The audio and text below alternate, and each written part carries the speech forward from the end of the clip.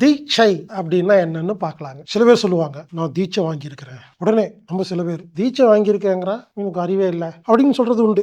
தீட்சை வாங்கியிருக்கிறேங்கிற அன்பா இருக்க மாட்டேங்கிற, இது கூட புரியல அப்படின்னு. முதல்ல தீட்சைன்னா என்னன்னு தெரிஞ்சா இந்த மாதிரி பேச மாட்டோம். தீட்சை என்பது ஒரு சர்டிபிகேட். இந்த காலத்துல எல்லாத்துக்குமே சர்டிபிகேட், அந்த காலத்துல சர்டிபிகேட் கிடையாது. அதற்கு பொதுவாக தீட்சை என்று கூறினார்கள்.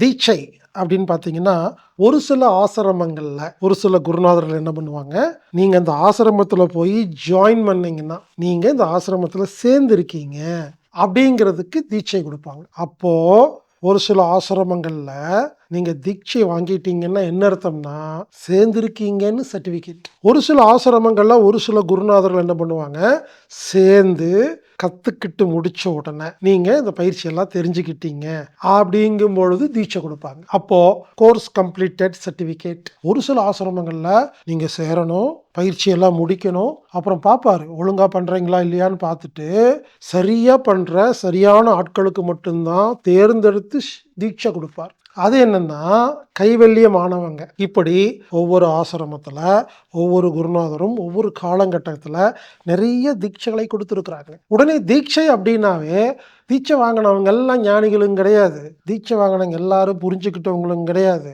கொடுக்குறவங்களுக்கும் அந்த ஞானம் இருக்கான்னு தெரியாதுங்கிறத தயவு செய்து புரிந்து கொள்ளுங்கள். தீட்சை என்றால் என்னன்னா, அது ஒரு சர்டிபிகேட். இது ஒவ்வொரு ஆசிரமத்துக்கும் ஒவ்வொரு குருநாதருக்கும் ஒவ்வொரு காலகட்டங்களிலும் மாறும்.